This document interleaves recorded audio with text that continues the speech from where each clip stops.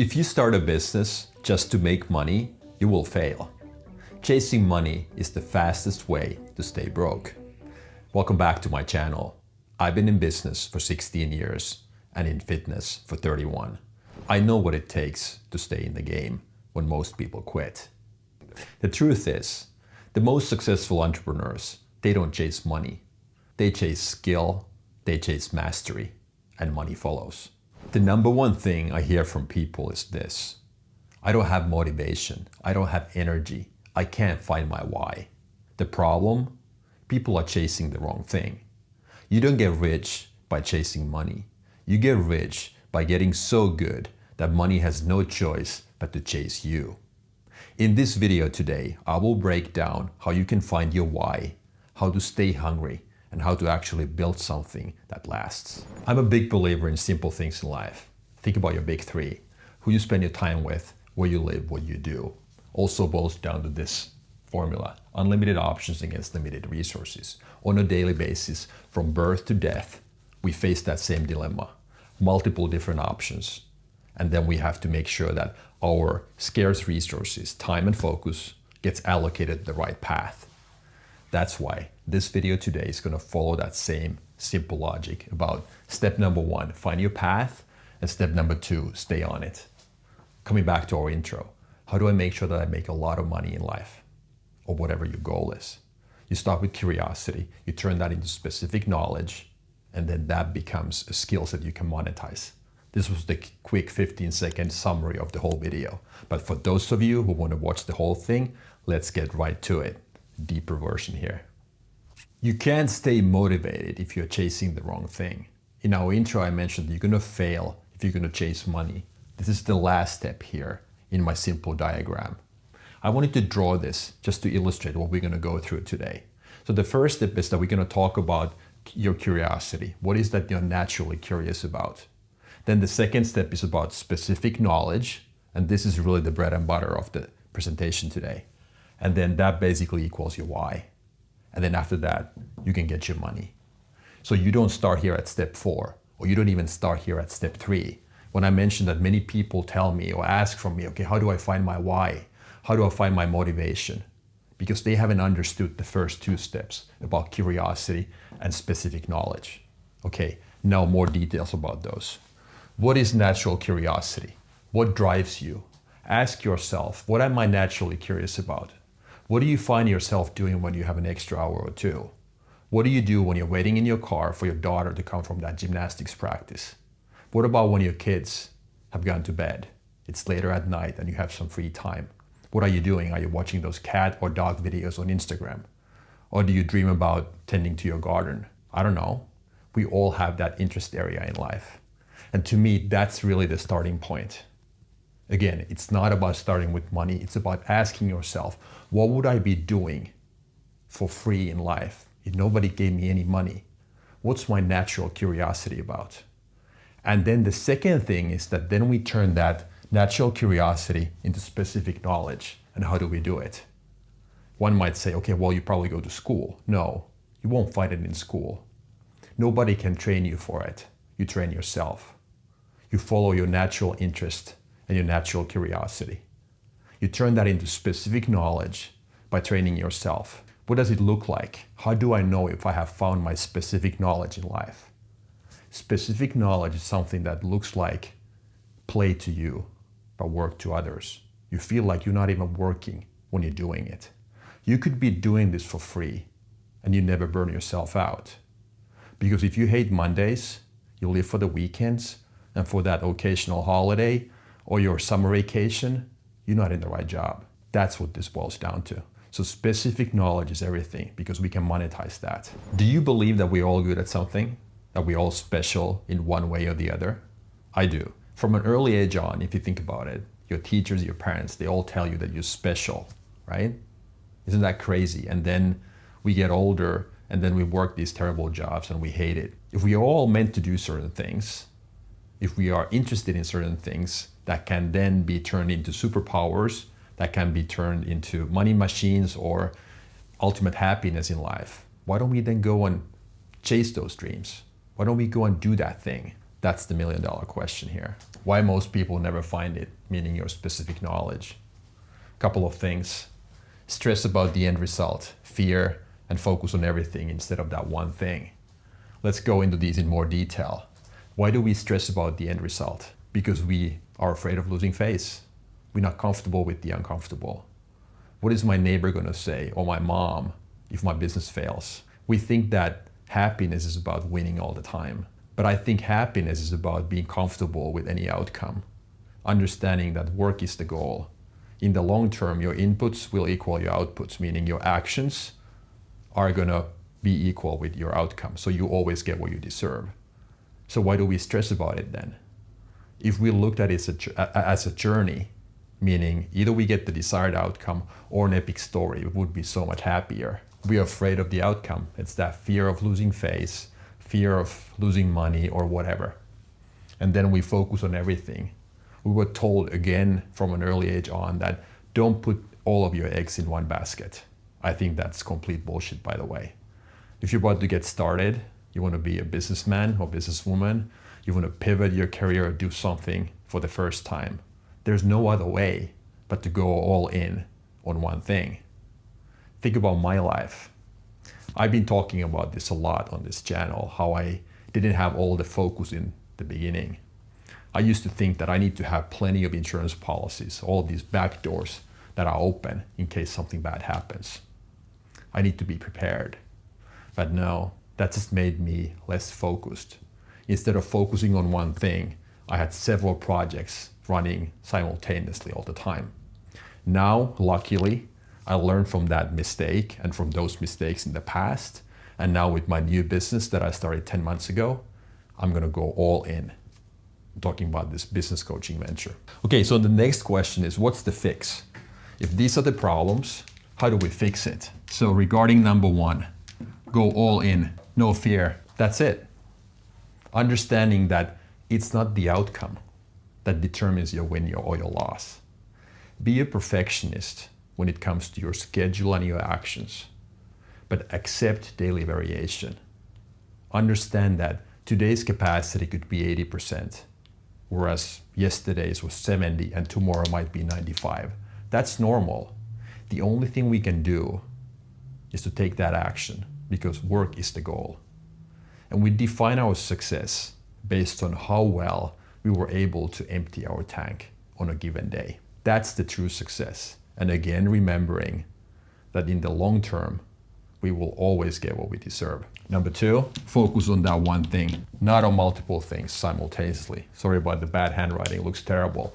But fix is about going all in, no fears, no distractions, a lot of focus and clarity. That's it. That's how we identify why most people never find that specific knowledge because they're afraid. And then these were the fixes. Step number two, stay on track when it gets hard. It's a long sentence. Idea is to find your path first. That was step number one. And step number two, stay on that path no matter what. That's what we're going to talk about now. What keeps you going? This is really important. You can only win on knowledge or passion. Think about it. So not on that ultimate goal of chasing money. That's not a winning formula, as we already concluded. What does this mean? You can win on knowledge or passion only. The way I look at it is this. So, okay, what is passion? It starts with that natural curiosity that then gets turned into specific knowledge. We're getting really good at that thing. All of a sudden, it's our passion. And then when we are good at that, we're also knowledgeable at the same time. So that's a double whammy there. So we win on knowledge and passion by starting with our natural curiosity. Okay, so maybe a few more details about finding that natural curiosity. I already mentioned earlier on this video that, okay, what do you find yourself doing when you have free time? What would you be doing if nobody even gave you money? It's important to understand that that natural curiosity that can be turned into specific knowledge can change, can vary depending on your career. We are in business for 40, 50, maybe 60 years, depending on how long we live. But if I think about my life, my first passion that I was able to turn, or natural interest, curiosity that I was able to turn into specific knowledge, in my opinion, was my corporate career. I had really big dreams about getting really good at that. And I was super passionate about that. I was interested in making international business, and I was able to get promoted several times. I had a really good, successful corporate career, in my opinion. The second passion that turned into knowledge-based business was my real estate career. And now, over the last 2 or 3 years, I've grown more and more curious, passionate, and knowledgeable about the mind and business in conjunction, connected together. I want to know how to get better health, wealth, and happiness in life. But it all started with my natural curiosity. I found myself watching these YouTube videos about people talking about performance and what is the common thing between high-performing individuals and how do I grow my company. And then that together with my past and my experience and my skill set from running companies and being involved in international business and all of that, that was a perfect match. But I had to have a lot of courage to get started with that thing. There were no customers, there was no income, there was nothing. That's the bottom line. We have to be really bold and brave in terms of going after that curiosity, that natural interest that we all have. Are you in the right business? How do I know if I'm in the right business? Simple. Do you ask yourself, do you hate Mondays? Do you live for the weekends or for that occasional national holiday or for your summer vacation? If you need more than a third of your year off, meaning weekends, national holidays, and your summer vacation, winter vacation, I think you're in the wrong business in order to not burn yourself out. My case, if I look at my life, I don't need any of those days off. Work-life balance takes care of itself when you're in the right business, when you love what you do. Of course, there are going to be harder days. And next, I'm going to show you what tools I use, how I keep myself on the right path by asking these 3 questions. You will never stay motivated 24/7, but if you build the right habits, you won't need to. We all have tough days. Even if we have that dream job, we have that specific knowledge that started as our natural curiosity and we just absolutely love what we do. We still have those days when we wake up and nothing seems to work. I have those days all the time, and that's normal. But then we have to have tools in our toolbox to make sure that we stay on the right path. These are my top 3 that I want to introduce to you today. Number 1 on my list, I remind myself, this is when most people quit. This is what hard feels like. There are plenty of these sayings about how you're supposed to stand out, never blend in, do what the 1% does, not what maturity does. When everybody sells, consider buying. When people at the airport use the escalator, why don't you use the stairs? If you want to have a long life, healthy life, stay fit, it's all about longevity. Anyhow, so that's the whole thing. And I think the bottom line here is that people, when they have hard time staying on that right path, they look at those shiny objects on both sides of the road. There's always that shortcut. There's always somebody who's telling you that, hey, this is the easier path. Why don't you try this? The harder path is to stay on that same dark freeway without any of those instant feedback signs or rewards about whether you're staying on the right path. Nobody's patting you on the back. That's why it's so hard for us, because we are so used to that instant reward in the society. The whole system is built around that. Number 2, be a perfectionist with your schedule, your plan, and your actions. Never deviate from those. Those are the non-negotiables, because that builds momentum and that sense of accomplishment. That's the foundation for everything good going forward. I just recorded this video about how we can be either bad perfectionists or good perfectionists. And the good perfectionists, those people, they take relentless action. The other people, they always wait for that perfect opportunity. Make sure that you build that momentum by sticking to your plan no matter what. But be willing to accept daily variation in results and capacity, because you don't have to worry about that daily result. In the end, you always get what you deserve, because your inputs will equal your outputs. Last but not least, my absolute favorite, deathbed moment. What does that mean? I ask myself, is this thing here something that I'm going to regret when I'm 95 in that retirement home? If the answer is yes, then I just have to do it. Only a matter of time. The sooner the better. I can always stay motivated when I go back to my deathbed moment. Picturing myself being out of time, no more time left. Because if you think about it, you ask those people in retirement homes, bunch of 80-year-olds, 78% of them say that they don't regret the mistakes or the risks they took. It's the things that they never did in their life when they had time.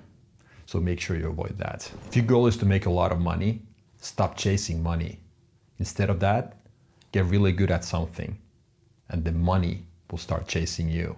That's the whole idea today that we talked about. Summary, 5 points that I want to go through. Did you, by the way, know that you already have a lot of motivation? When you're thirsty or hungry, you have all the motivation in the world to find food and water. So we all have that in our DNA. That's not the problem. We just need to make sure that we combine that motivation with the right why. And that starts with that natural curiosity that we can turn into specific knowledge. That was number 2. Then number 3, cut distractions. No fear, no regret. The biggest roadblock usually. And number 4, the right tools keep you moving. We need to have something to lean back on. And number 5, play the long game. No regrets. When you're 95 in that retirement home, make sure that you don't have any regrets, that you have played all the cards, made all the right decisions. How do I know that? You go and ask yourself, talk to that 95-year-old.